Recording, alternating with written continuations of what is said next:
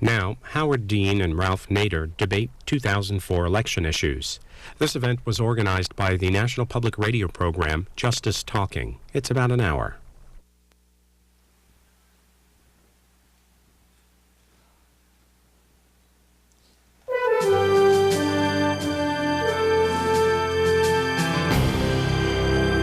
This is Justice Talking from NPR.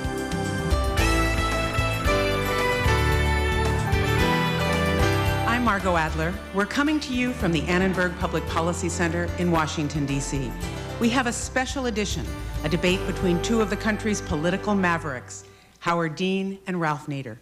We're looking forward to a frank conversation about third parties in American politics and their impact on the 2004 presidential election. Please join me in welcoming former Vermont Governor Howard Dean and independent presidential candidate Ralph Nader to NPR's Justice Talking.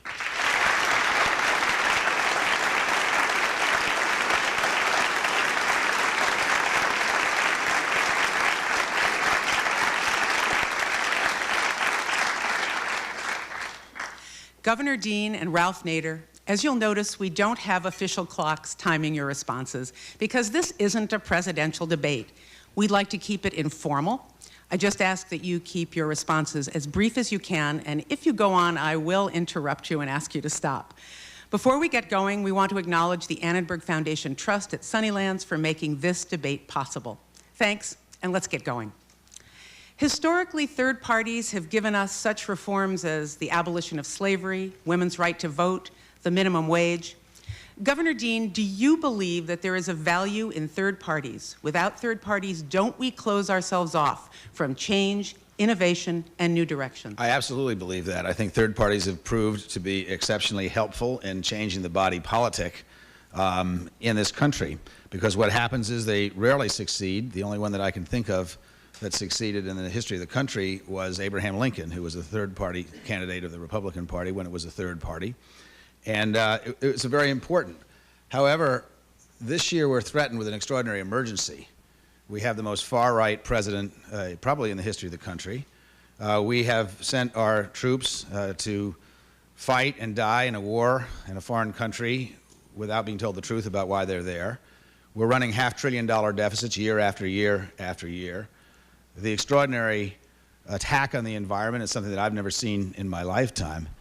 And my argument is that we ought to unite behind a Democratic candidate who is progressive. We can argue about how progressive, but clearly progressive, clearly stands for a progressive income tax, clearly stands for attacking some of the corporate privileges that have been granted under this administration. My argument simply is, when the house is on fire, it's not the time to fix the furniture. Mr. Nader, let's talk practical politics here for a minute. Many have suggested that you would have reached a wider audience with your message and would have had a stronger effect on policy if you had run in the Democratic primary rather than as a third-party candidate. So what advantages do you get from running outside the system instead of within it, and why did you make that choice? It's called freedom. Freedom of conscience, freedom to authentically communicate the necessities of the American people without the trappings of special interest commercial cash, all kinds of lobbyists that hover and are inside the two major parties whose record has been dismal. They have gone along with big business, which is the real power in this country, to say no to universal health care, to say no to living wage for families, to say no for a fair tax system, to say no to get out of the war in Iraq. Howard Dean was an exception. To say no for addressing the major issue in this country, which is the domination of our country by a concentration of greed and power in the hands of multinational corporations that have no allegiance to our country other than to control it or abandon it as they see fit. How can that, plus really wanted to do something about poverty and the criminal injustice system and the failed war on drugs, how can all that fit inside a Democratic Party that has ignored year after year these important changes for a more just and prosperous America? In the year 2000, a majority of Americans chose Al Gore to be their president, but Gore lost the Electoral College vote. Some people say he actually won that vote too, but lost the election in the Supreme Court. In any case, here's how you, Mr. Nader, analyzed your role in the 2000 election. Well, in the year 2000, the Democratic pollsters' exit polls had me in the following categories. 25% of my vote would have gone to Bush, 38% would have gone to Gore, and the rest would not have voted. And now I think it'll be switched. I think now there'll be far more votes coming from independents and Republicans. Mr. Nader, do you still believe that more Republicans will defect to you than Democrats? And how can your campaign bring Republicans into your fold if your running mate, Peter Cameo, is a former Socialist Workers' Party candidate? First of all, he's a successful leader of the socially responsible investment movement and a successful investment advisor without shedding any of his conscientious defense of minorities in this country. Second, let me put it this way. Does anybody doubt that the Nader Cameo ticket is being abandoned in droves by liberal Democrats? So obviously, since the polls are about a little bit ahead now than they were in 2000 for us, other people are filling in the breach.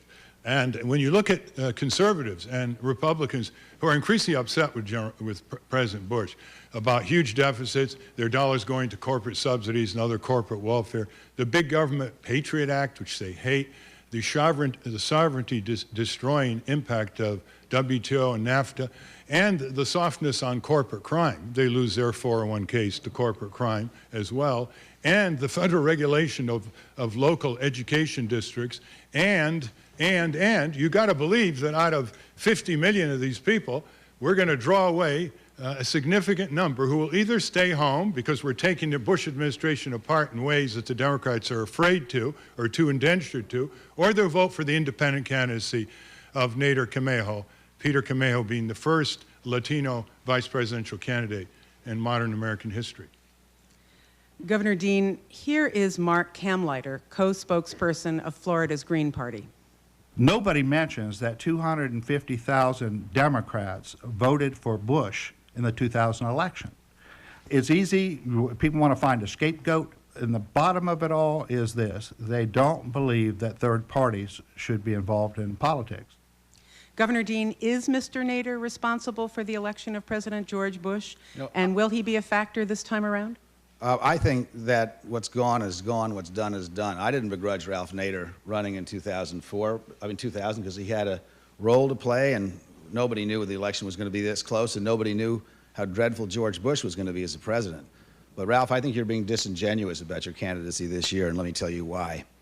You have 46% of all your signatures to get you on the Arizona ballot turned out to be Republican supporters. You accepted the support of a right-wing fanatic Republican group that's anti-gay in order to help you get on the ballot in Oregon. You have accepted one out of every $10,000 checks that you've accepted have been from people who've already given money to Bush Cheney. Your own organizer said in Virginia that you go to tractor pulls to try to get the signatures because they think they're doing Bush a favor. This is not going to help the progressive cause in America. And the thing that upsets me so much about this is you have the right to run. You can get in bed with whoever you want to. But don't call the Democratic Party full of corporate interests. They have their problems. We all have ours. None of us are pure. And this campaign of yours is far from pure. If you are willing to accept the help of a right-wing anti-gay group to get you on the ballot, you need to repudiate those people. And as your own running mate says, send back those Republican checks. You really are engaging. And the applause, really just a second before Ralph Nader replies, again, let's try not to have too much applause. You're really being very inaccurate, apart from being unfair. We have not accepted the support of any anti-gay groups. We have not accepted as fulsomely the support of Republican dollars the way the Democrats have. The Democrat fat cats, Republican fat cats pour millions into each other's party to hedge the bets. And I think the issue here is the corporate government. Let's not be distracted by the two parties that are simply proxies. We don't want to settle for the lesser of two evils in our country. We don't want to have another special interest clone in Washington. We don't want to have another Washington insider who shifts back and forth with every poll. And we don't want to have an insensitivity for the plight of workers, American workers in this country, who have lost their manufacturing jobs. All those quotes come from Howard Dean the first against John Kerry in the primary campaign. What you're hearing now is Howard Dean the second, in a desperate attempt to smear our campaign which is struggling to get on the ballot against the massive anti-civil liberties obstruction of the Democratic Party, which is the one that's really interfering with our campaign, not the press releases by Republicans who haven't produced any results. That is also more disingenuous nonsense. The truth is that you told the people of this country that you were going to use volunteer help to get on the ballot in Arizona. You hired out that help, and that's why they made so many mistakes. That Public Citizen, which you founded, had earlier said this year that John Kerry ranks at the top of senators in standing up against political action committee money, which he has never accepted in his career, and lobbyist money. Not only has Kerry refused historically to take PAC money, but his record shows that he's been a leader for more than a decade in full reform of campaign financing, advocating for clean public money, not only for presidential but also congressional campaigns. My purpose here is not to smear Ralph Nader. You have an extraordinary... Okay, guys. You have... Okay, guys, let's bring some other people into this discussion. Well, let me just finish what I'm going to say because it's important. You have an extraordinary career in standing up for the American people. You have saved lives with your extraordinary work with automobile safety. You are responsible for much of the extraordinary environmental work that has been done in this country in the last 40 years. I ask you not to turn your back on your own legacy. Well, let me just... A quick response. Yeah, a quick response. Howard, look, I took you for your word when you were running in the primary, when you called John Kerry another special interest clone in Washington, when you called him turning his back on the American workers, when you called them giving George W. Bush a blank check on the war in Iraq, when you called them as voting for the Leave No Child Behind, which you in significant part opposed, and when you called him the lesser of two evils. Now, let's get it over with. The issue here is the corporate domination of our country that has prevented electoral reform that would have eliminated your objectives like instant runoff voting, proportional representation, public funding of public campaigns, same-day voter registration, and making every vote count with a paper trail by these Diebold-produced voting machines. Now let's focus on the corporation. Now, we're going to go into some of those issues and voting reforms in a minute, but first you're listening to NPR's Justice Talking, where Howard Dean and Ralph Nader are sparring on the role of third parties and other issues. Let's take some questions from our audience. My name is Nick, and I'm from Washington, D.C. Regardless of how anyone feels about what the Supreme Court's ruling in Bush v. Gore enabled in terms of who gained access to the presidency, its language affirms that Article 1, Section 2 of the Constitution puts the ultimate power to determine the electors in a national election in the hands of the state legislatures. And I'm interested to hear from both of you gentlemen what position, if any, you take on the adoption of a constitutional amendment positively asserting the unambiguous right of American voters to choose their electors in national elections. Who wants to take that first? Howard? I think we need complete electoral reform. I think we need, first of all, that Jesse Jackson Jr.'s constitutional amendment giving Americans the right to vote ought to be passed so that the right wing of the Republican Party cannot, as they did in 2000, disenfranchise thousands and thousands of African-American voters. Secondly, we wouldn't be having this debate today if we had a system of instant runoff voting in this country. Then Ralph Nader would pose no threat to the re-election of to the election of John Kerry. He would not be facilitating the election of George Bush, the most right-wing president that we've had. If we had instant runoff voting, we could have the kind of debates that Ralph wants. Open debates, because minor parties, third parties wouldn't cause those problems. We need fundamental electoral change. I argue to you that we have a better chance of having that with John Kerry as president than we do with George Bush as president. I would abolish the Electoral College. I think for the United States government to lecture people overseas about democracy and then turn around and say the man who got the lesser number of votes becomes president in 2000 than the person, Gore, who got more votes, is a rather difficult position to uphold. I think it's also important to recognize it's the only way third parties have had leverage over the major party candidates is to deny them votes, is to say to them that for too long they have ignored the needs of the American people. They've had their chance. How many times do they flunk?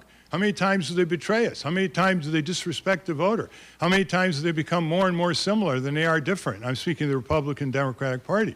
You can have all the electoral reform if you want, but if you have vigorous citizens involved, informed voters involved to take back our country and our government, the reforms just will be overridden by the overwhelming power of commercial interests that have turned Washington into corporate-occupied territory. We're going to go to another question, but just quickly, you both support instant runoff voting? Both of you? I do. Yes, well, it's good to see how it works. And as far as you, Governor Dean, do you support or oppose the end of the Electoral College? I have never thought about that a lot, and the problem is that my state's a small state, and if you abolish the Electoral College, nobody would ever campaign there ever again. However, I think that Ralph's point is a good one. We don't need any more candidates elected President of the United States who have 500,000 fewer votes than the person they competed in. If that's what it takes, we'll do it. Let's take another question here on Justice Talking. Hi, Bob Wittick, Washington, D.C. Gentlemen, a few blocks from here, the Senate's debating a constitutional moment. They're trying to decide whether to enact a federal marriage amendment. What can either and both of you say today, send a message to the Senate to stop this constitutional train wreck? This is exactly why I'm here. I'm not here because I dislike Ralph Nader, and I'm not here because I don't think he has the right to run for president. I think he does have that right. But I'm here to argue that under John Kerry, he has publicly said that he would not ever use the Constitution of the United States to take away rights from people. This will be the first time, should this succeed, that the Constitution of the United States has been used to remove people's rights. This is none of the business of the federal government. The Defense of Marriage Act was unconstitutional. This is outrageous. States ought to be able to decide for themselves. We decided, we were the first in the nation to decide that every single gay and lesbian American deserved the same rights as everybody else did.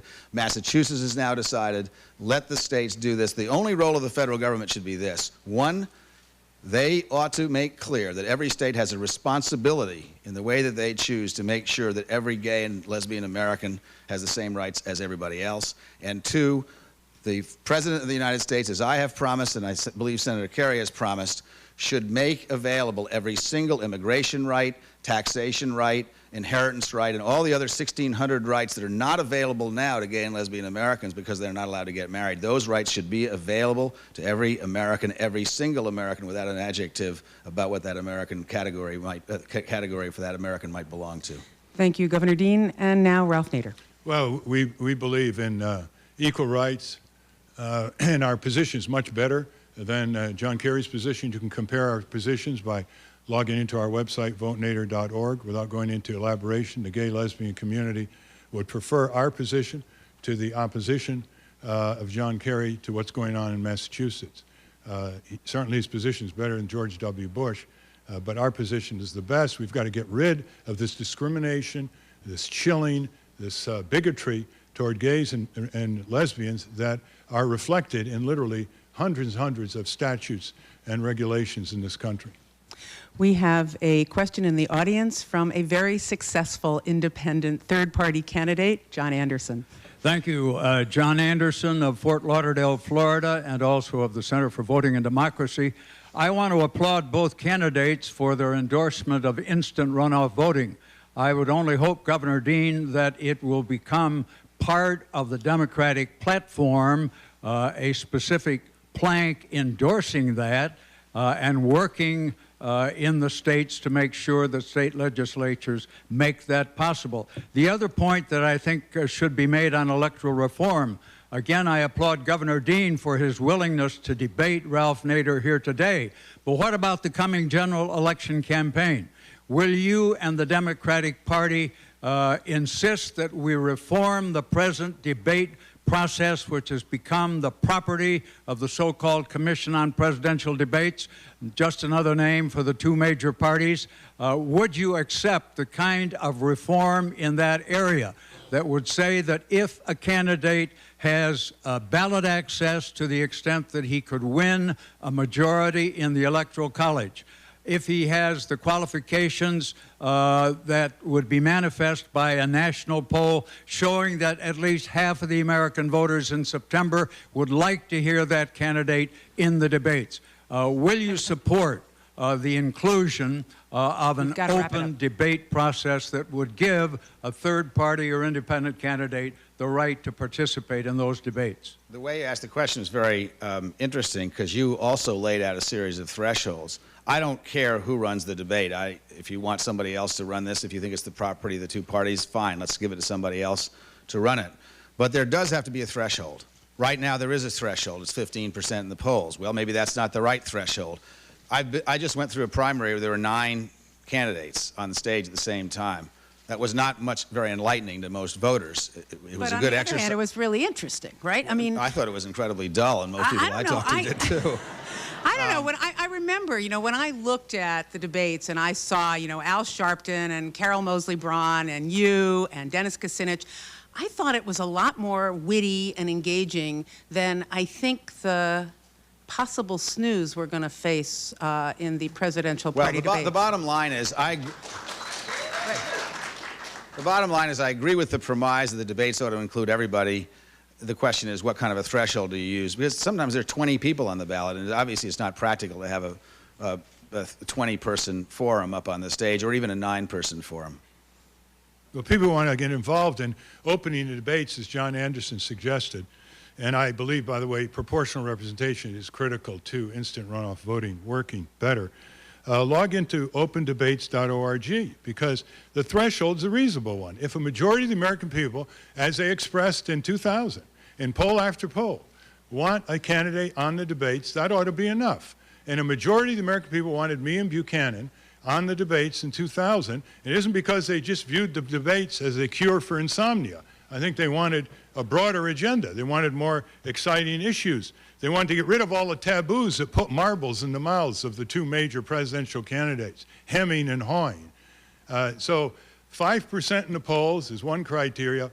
A majority want you on is another, and that ought to be good. What are they afraid of? I mean, the audience for the debates are going down every 4 years. They were down to 38 million last time, in contrast to 92 million when Perot was on the debates. There's no other way to reach tens of millions of Americans other than go through the gateway dominated by the two parties. I mean, what other democracy allows that?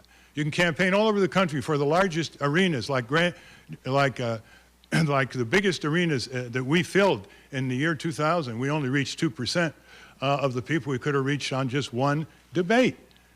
What is the reason for all this sanctioning, all this restriction, all this politics of fear from new ideas and fresh vistas and a record of 40 years of accomplishment? Let's go on. Ralph Nader has accused the Democratic Party of waging a battle to prevent him from getting on the ballot in Arizona, Texas, Illinois, Florida, Michigan. Oregon. Governor Dean, is the Democratic Party trying to prevent third parties and independents from getting on the ballot?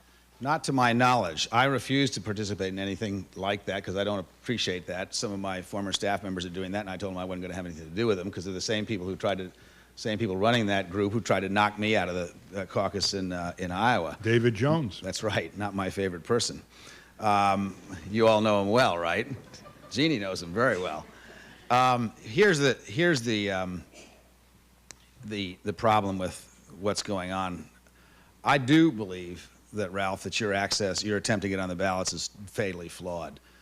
I don't believe, if you really did go out and get all those signatures in Arizona, it would be great, but the truth is a lot of them were illegal. And it's not picking on you. This happens to every candidate. If you pay somebody to go get signatures, they generally do a much lousier job than if you use volunteers. It is true that the Oregon Family Council, which is a virulently anti-gay right-wing group, called up all their folks and tried to get them to go to the Oregon Convention to sign your petition. I don't think that's the way to change the party. I agree with much of what you say, but the way to change the country is not to do it with any means to the end. The way to change the country is not to get in bed with right-wing anti-gay groups to get you on the ballot. That can't work. It can't work. The problem with the democracy is that the two major parties have tried to use any means to an end. I think there's a big difference between the Democrats and the Republicans. I'll grant you that there's significant corporate influence that we don't like, and I campaigned against in the primary. I'm not running for president right now, not just because I lost in Iowa, but because I made the calculation that if I did, I would take away votes that otherwise would go to John Kerry, and the result was going to be the re-election of George Bush. That is a national emergency, and we cannot have it. Well, I think just what you said about that group was a legitimate smear. You know what a legitimate smear is, Howard? It's a smear premeditated and knowing. We don't even know this group. Don't try to tar us with this. There have been groups that have supported your campaign you wouldn't want to have breakfast with even if you were starving. Then just renounce them. That's all I ask. Well, fine. I renounce them. You got anyone else to renounce? Do you renounce Pfizer and Chevron and other companies who were criminally convicted of crimes by the federal government, giving millions of dollars in the year 2000 to the Democrat Party, and they did not return the money. That's a matter of record. Damn right I renounced it. That's exactly why I ran for president. I don't want that stuff anymore. And we're going to have real campaign financing with public financing of campaigns in this country, but it's not going to happen under George Bush as president. Okay, so you'll urge John Kerry to return all money coming from corporate executives who presided over corporations who were either who pleaded guilty or were convicted of antitrust, environmental, labor, and other crimes. I will urge him to do that if you will give back the 10% of your $1,000 contributions that came from people who, like Richard Egan, the ambassador to Ireland appointed by George Bush. I wasn't aware that he was a corporate criminal. He's an American citizen who is a Republican, just happens to believe in civil liberties, maybe. I don't even know the man. Well, but, let's go on at this point. Republicans are human beings, too. Let's go on. Right-wingers may not be. Let's go on to another question here on Justice Talking, where we're talking with Ralph Nader and Howard Dean, and we're debating third parties and the 2004 election. Let's take another question from our audience. Hi, my name is Matt Keller from Washington, D.C., and I am a big fan of third-party politics. I think it's something that we need to integrate into our federal system. But I was fortunate enough to spend a lot of time living over in Germany, where they have a very strong Green Party. And I'm sort of questioning the tactics in which Mr. Nader is taking on trying to establish that party as a third party, the Green Party, independent party. The Green Party in Germany is able to establish itself more at the local and state level, where they were able to become politicians in those areas. And they slowly gain confidence and familiarity by the people, able to get into the I cut off here? And do you think that it might be more effective to take a similar route, which in turn would add to the long-term future stability and popularity of the Green Party, instead of running for a presidency in which you really have no chance to win? Well, I don't really see the contrast here. It would be good to have proportional representation. In West Germany, or in Germany now, when the Greens got over 5% of the vote, they got over 5% of the parliament. If they get 10%, they get 10% of the parliament. In this country, you can get 49% of the vote and you get nothing. So a lot of people's votes don't mean anything at all, assuming they even vote. So it is important to keep in mind that our divided power, separation of powers system sometimes has a good asset in stopping things, but it's much more sluggish in getting new frontiers reached, new things done. That's one reason why in Western Europe they came in after World War II with universal health care, a living wage, good benefits, 4 to 6 weeks paid vacation, good public transit. We could have had all this here had we had a parliamentary system, actually. But now with the filibuster and the obstruction, it's very hard. It's like they've made our society one that's stuck in traffic. We have far more problems in this country than we deserve, far more solutions on the shelf than we apply. Because of this kind of gridlock, this winner-take-all system. We have another question here from our audience. Let's hear it. Hi, I'm Linda Shade from Tacoma Park, Maryland, and I wanted to know why Mr. Nader and Mr. Dean think that Kerry is running to the right of President Bush on the occupation in Iraq, and what should the peace movement's response be?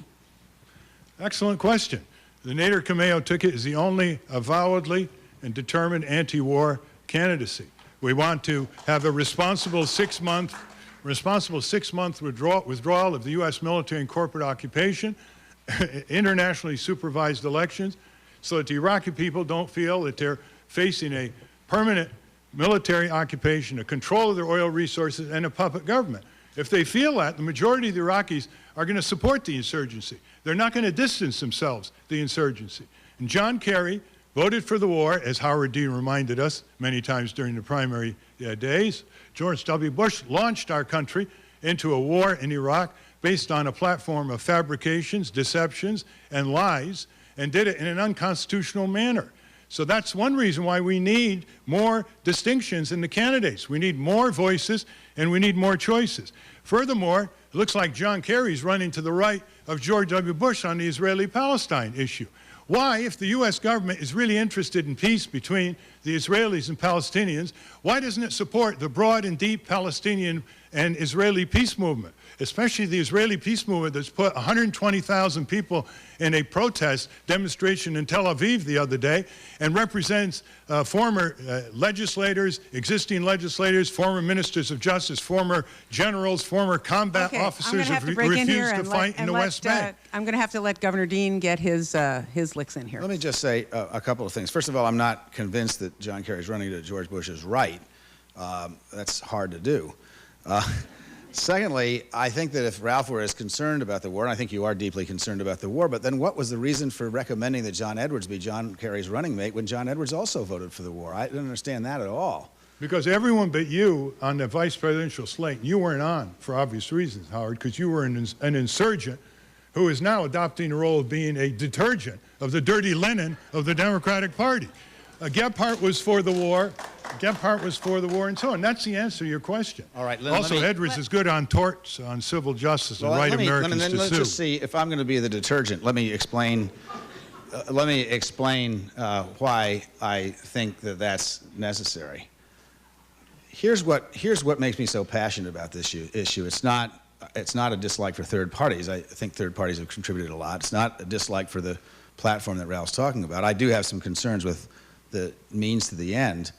But the real problem is that the people who are going to suffer from your candidacy, should you take more votes, as you did in 2004 from John Kerry than you did from Bush, are our people. Your people and my people and the people of the folks in this room. There are kids who are losing health insurance every day because of what George Bush is doing. If he gets reelected, those people are going to suffer. There are schools that are going down the tubes in inner cities and rural areas all over America. Those people are going to suffer if George Bush gets reelected. There are not just Americans dying every day in Iraq, there are Iraqis dying every day in Iraq. Those people are going to suffer if George Bush gets reelected. And so what I see in this candidacy is the perfect becoming the enemy of the good. The reason I chose not to run as a third party myself, which took me about 5 seconds to think about, after I had really endured the slings and arrows of having been the front runner in the Democratic nomination, is in the long run, it's not important that Howard Dean be president or that Ralph Nader be president. In the long run, this is about American people who can't defend themselves against the kind of administration that George Bush has. And that's why I wish you were on our team, Ralph, because we really need you. Can I answer? I'd just like to say, what have the Democrats done about the poor in this country? What have they done about the criminal and justice system? And I'll talk to you corporate prisons. They've generated as many loopholes in the tax system for their corporate benefactors as anyone. Neither Howard Dean nor John Kerry will attack the military budget, which is swollen, redundant, and full of corrupt contracts that are eating half of the whole military budget now is 1/2 of the federal government's operating expenditures. That draws money away from clinics and schools and public drinking water systems and public libraries and public transit and the environment. And the Democrats are fully complicit. John Kerry will not challenge the bloated military, redundant military budget. And if he doesn't do that, he cannot pay for all those programs that Howard referred to so sympathetically. The Democrats haven't done anything on attacking corporate crime. They haven't done anything on corporate welfare. You look at John Kerry's website, there's nothing on corporate crime under crime. There's nothing on corporate welfare, bleeding hundreds of billions of dollars of taxpayers from the necessity of the American people. Do not you put that rap on anyone. I could put it on you if I wanted. Let's let Howard. Let's talk about the future here and assume that we're all well-intentioned toward the American people.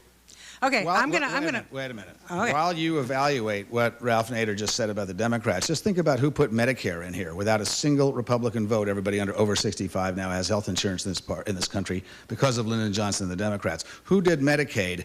Children all over America have health insurance. Who did the Earned Income Tax Credit? You know who that was? It was Richard Nixon with Democratic support.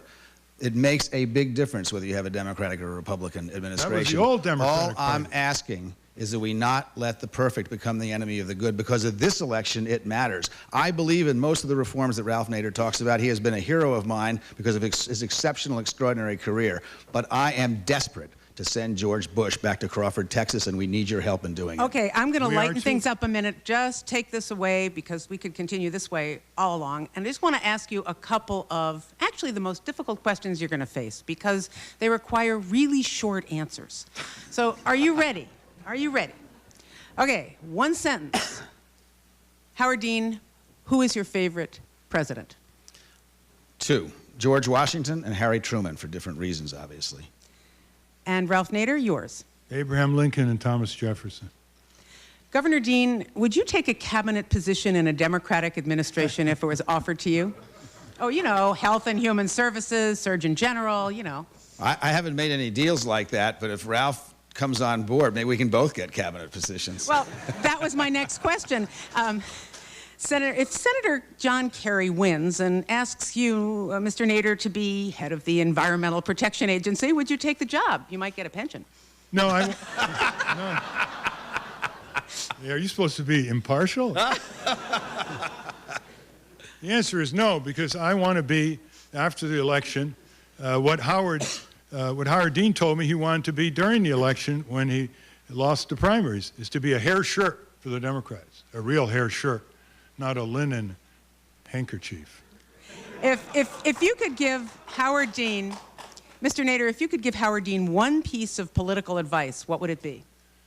I would tell him to explain to the American people why Howard Dean I's comments on John Kerry, which were unbelievably searing, makes me look modest by comparison, why they are no longer part of Howard Dean II's political repertoire.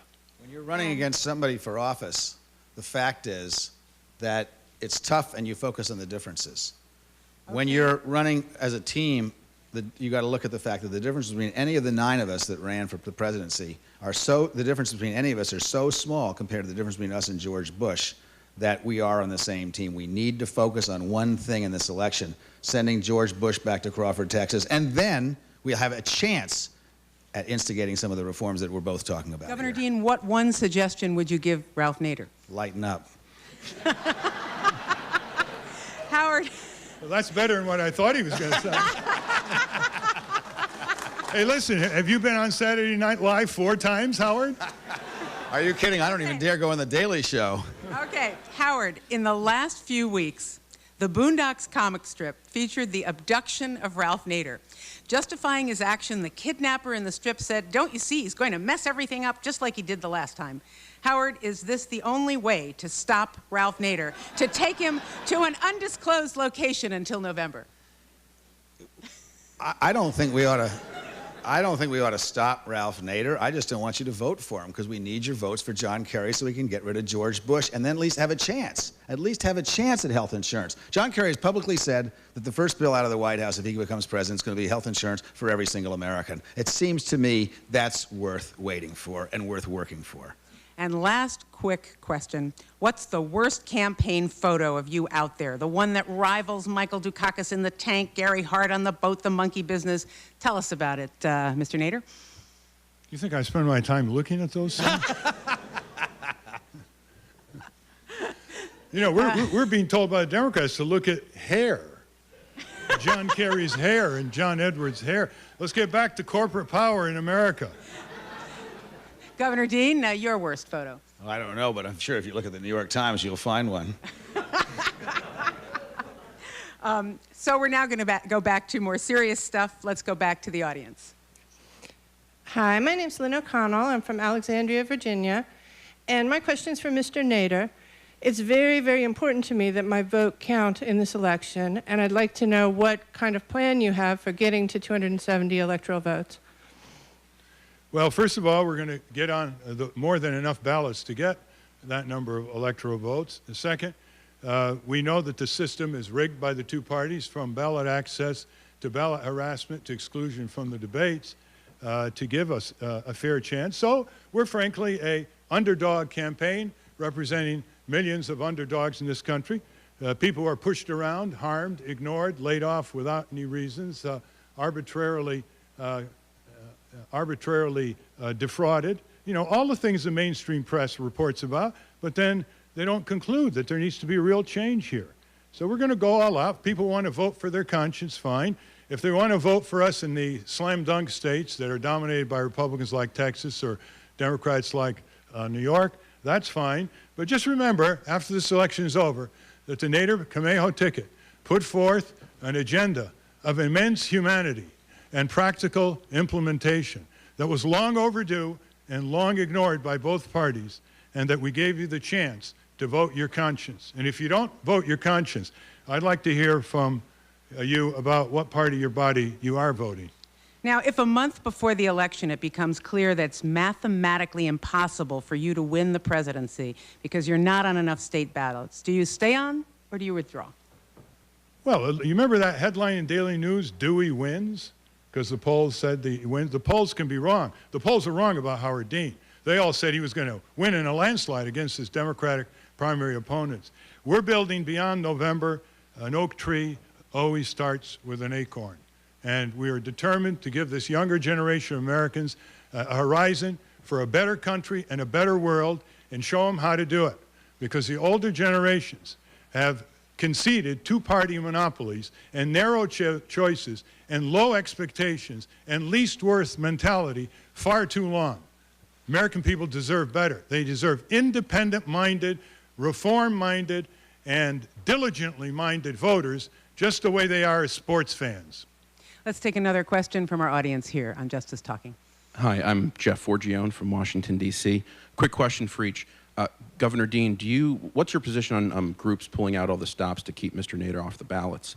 And Mr. Nader, would you consider stepping back off the ballot in some of the key states that were close in terms of 2000, like New Hampshire, like West Virginia? Couldn't you still make your point and reach a certain goal in terms of vote getting without getting into those critical areas that are going to be the difference, Arkansas, Missouri, those type of places? Start with Governor Dean. Okay. I do not think that there ought to be people like David Jones going out and trying to get Ralph Nader off the ballot. I do, however, think that Ralph is playing a victim when he ought not to be, because he is using techniques that get other candidates in trouble to get on the ballot. If you pay people to get your signatures and they get them from Republicans, you are bound to have trouble. Democrats do that to each other to get each other off the ballot. So I do not think this is a conspiracy to keep Ralph Nader off the ballot. I think if Ralph was using the means that he ought to be using, which is tons of volunteer signatures and not getting in bed with anti-gay groups like Oregon Family Policy, then we wouldn't be having these kinds of problems. See why I go after the Democrats as well as Republicans? They face falsehoods and they keep repeating them again and again and again. The way the system is orchestrated, sometimes you have to have paid signature firms to get you on the ballot. Why? Because the two parties are working overtime to keep you off the ballot. The other thing is this, as far as the question directed to me is concerned, I'm never going to betray, and I'm sure Peter Cameo is never going to betray our supporters, and before the election say, sorry, in few states we're cutting out. That's not the way to build a progressive political movement, and Rome wasn't built in a day. We got to look beyond November, too. Secondly, people should think electoral college as long as we're saddled with it, and if you're in Texas, you can easily vote your conscience and vote for the Nader-Cameo ticket, because the Democrats are abandoning Texas at the presidential level and, of course, hurting their slate of candidates all the way down to city council. And the Republicans do the same thing in places like Minnesota. We have to get over this idea that only small parties take away votes, that it's big parties that take away votes. And as long as the Democrats are not concerned that in 2000, 10 times more Democrats deserted Gore. 8 million Democrats deserted Gore and voted for Bush, 10 times more than deserted and voted for the Nader-LeDuc ticket. It is baffling that the Democrats will not focus on 10 times more votes that they can get back and whine and carp about a third-party candidacy, and they can, in the process, start registering 9 million African-American voters, which Jesse Jackson thinks the Democratic Party is ignoring. Governor Dean, when you were running in the primaries, you often sounded like Ralph Nader. You talked about the domination of corporate interests. You opposed the war in Iraq. How do your politics differ from Mr. Nader? I'm sure there are some. My purpose to coming here was not to differentiate my politics from Ralph. He may choose to do so more vigorously. But here's the decision. Here's the fundamental decision that we made differently.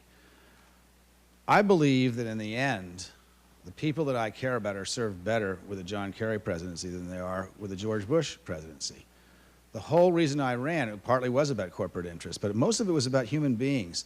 One of the biggest shocks I got was when I got to Iowa, coming from an eastern state, and found out that working people in this country didn't trust American corporations because they weren't American anymore, that they would sell their jobs and move them to Mexico or China, India, and forget about people who worked there for 20 years. If George Bush is reelected, that's going to get worse. John Kerry already has a program in place to stop that. He's even been in trouble with the business community because he called corporations that do that Benedict Arnolds. I believe that there is a big difference between John Kerry. I know Ralph has said some things that John Kerry hasn't said, and I agree with Ralph on some of them. But we cannot let the perfect become the enemy of the good. The stakes are too high, and it's human beings. This isn't a debate about who has the right to be on the ballot and philosophy and let's get lots of different points of view. This is a debate about human beings and whether they have health insurance or not, whether they have jobs or not, and whether we're going to stand up for public education in this country or not. And there's a big difference between John Kerry and George Bush, and I cheerfully support John Kerry because I think he can do the right thing. Okay, here is a clip from Democratic presidential candidate, Senator John Kerry. I think my candidacy will speak to and appeal to many of the people who were attracted in the year 2000 to Ralph Nader. I've known him for a long time. We've worked together on many issues. Mr. Nader, what do you see as the prime differences between you and Senator Kerry? Well, there are a lot of them. I can just give you a quick list. I mean what I say about getting rid of corporate subsidies, handouts, giveaways. I think we should have a national crackdown on corporate crime, fraud, and abuse that's drained and looted trillions of dollars in the last 5 years from innocent workers, pension holders, and small investors. I do believe in the electoral reform that John Anderson talked about. I haven't heard John Kerry say anything about proportional representation or instant runoff voting. I believe in full public financing of public elections, not putting them on the auction block to the highest bidders, who you know come from the wealthy elite and the corporate commercial givers. I believe that people should have a right to benefit from repeal of the Taft-Hartley Act, so Walmart workers and others can form unions and improve their life and collectively bargain against these corporations whose executives make millions on the backs of people who are making $6, $7 an hour, single moms and others. I also believe that there should be no draft in this country, and I'd like to see John Kerry and George W. Bush come out against it. I also believe we should get out of this war in Iraq, as 42% of the American people want the troops back now. Over 55 think it was a mistake to send it in the first place. Okay, I believe in national charters of global corporations. I didn't ask for every difference, all right. but okay. All right. I'm just trying to make sure that I make my point abundantly clear. I think you have, and we're going to go on to another question from our audience here on Justice Talking. My name is Jennifer Ellingston. I'm from the Green Party. Mr. Nader has been the only one who has mentioned the defense budget over and over and over, and the profiteering, and how it's half of everything and straining everything. Our president depends on fear over and over and over. We're told that we're in danger, and of course we're all meant to be terrified.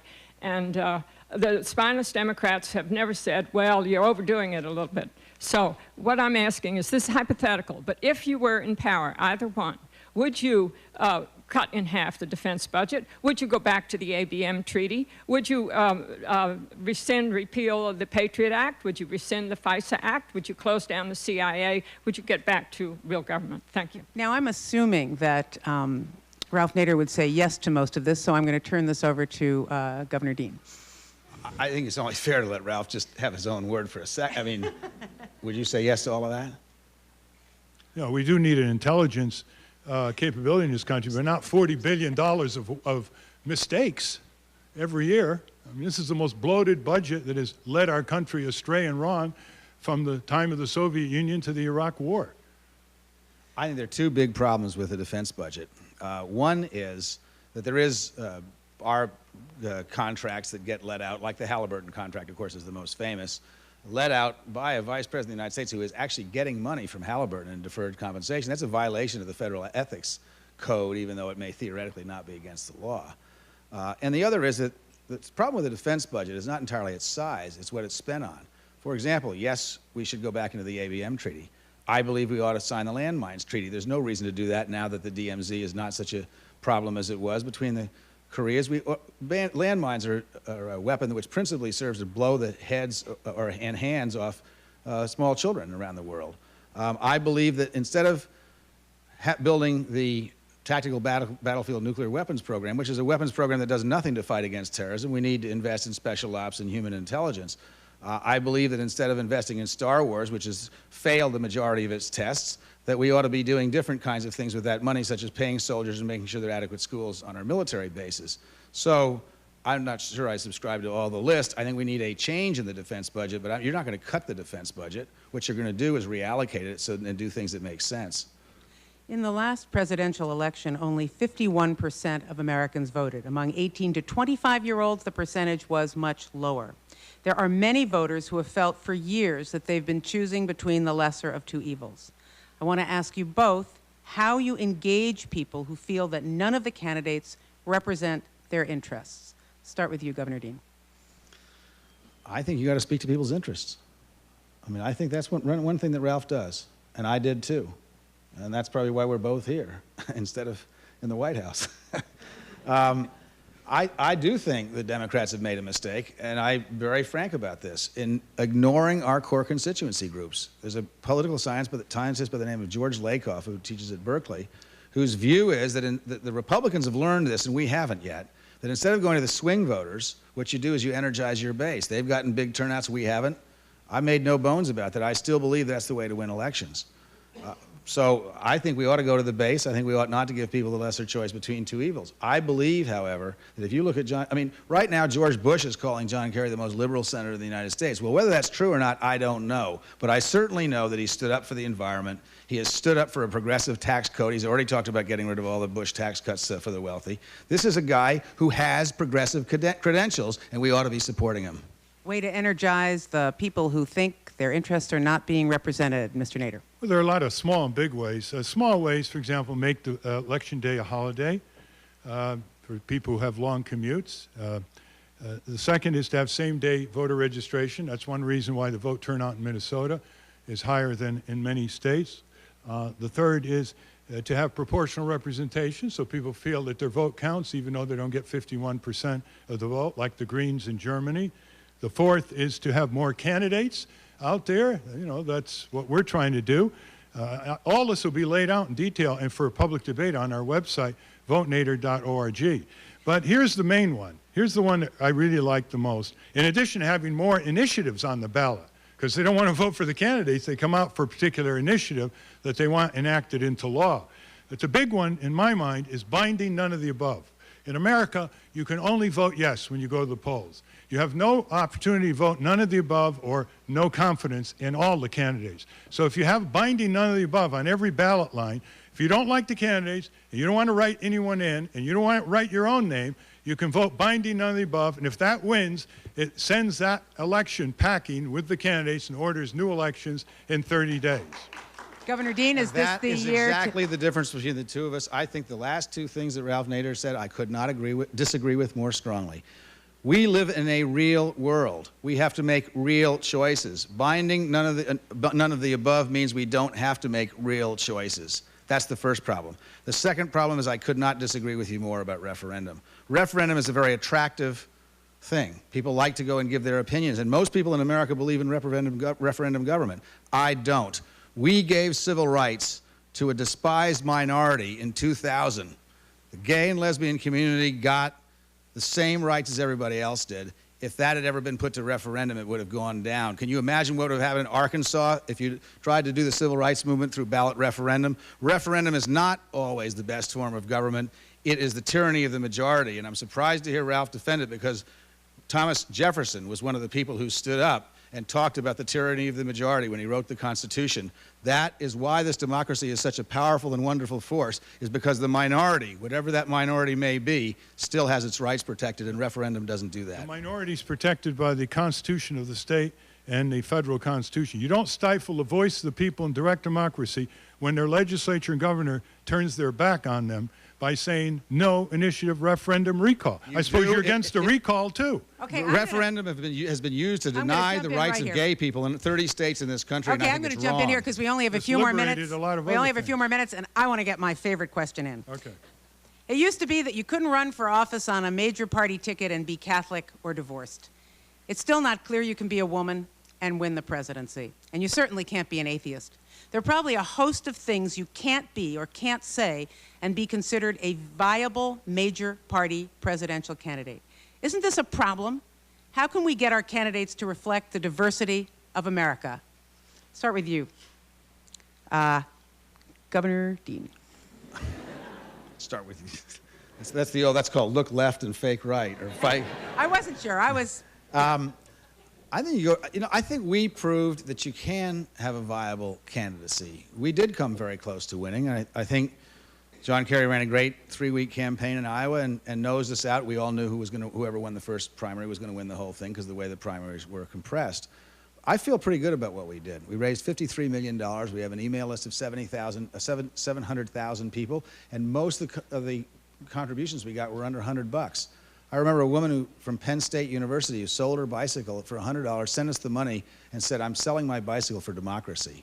This country is alive and well if we'll have candidates who'll stand up and say what they think. And it's my function, I believe in the Democratic Party, is to get John Kerry elected and then stand up and say what we think. So we're going to do all those things that he's talking about in the campaign trail. All right, I'm going to give this to Mr. Nader, but I still haven't heard about women and atheists and other things like that. Well, certainly there are all kinds of taboos. There's a taboo about criticizing the Israeli military regime. There's a taboo about criticizing anything that would be considered anti-religious. There's a taboo in many Democrat Republican circles of even using the phrase corporate crime until recently. There's a taboo about saying that we need to repeal the Taft-Hartley Act. Even the Democrats, who rely on organized labor to win or lose elections, are turning their back on the workers. There are a lot of taboos, and the way to get over it is to have more voices, more choices, more regional primaries, so Iowa and New Hampshire don't decide the nominee for either party. And I might say, with a little bit of immodesty, the fuller answer to your question is in this new book that I've come out called The Good Fight. Okay, quick response. We have 30 seconds, quick response, Governor Dean. I think you ought to buy the book. I haven't seen it. No. Women, no. Women, atheists. As long as we're not, we're promoting ourselves, though, democracyforamerica.com. We want you to go to that website. No one wants to deal with it. Well, there's so much more I want to ask you both, but we're out of time. So thank you so much, former Vermont Governor Howard Dean and independent presidential candidate Ralph Nader. Thank you for joining us on Justice Talking. Also, thanks to our radio listeners, television viewers, and to our audience here at the National Press Club. We invite all of you to continue this discussion on third parties at justicetalking.org. And we should tell you that we always end Justice Talking with a very pithy quote. So here it is in the words of writer P.J. O'Rourke. In our brief national history, we have shot 4 of our presidents. We have worried 5 of them to death. We've impeached one and hounded another out of office.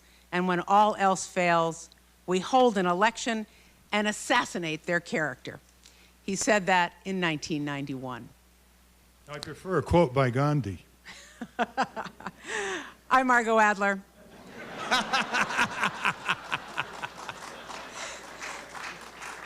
Thanks for listening to Justice Talking.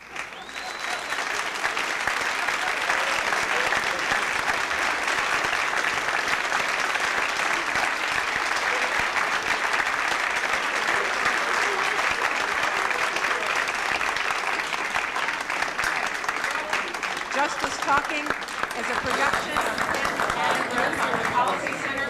Justice Talking is a production of Penn's Annenberg Public Policy Center. The program is produced by Catherine Colbert, Steve Mencher, Karen McGurk, and Aaron Mooney. Our staff also includes Gary Howman, Marvin Lee, and Laura Sider. Engineering by Indre Studios. Special thanks to Public Interest Media. This is NPR's Justice Talking. Tune in to the sound of democracy.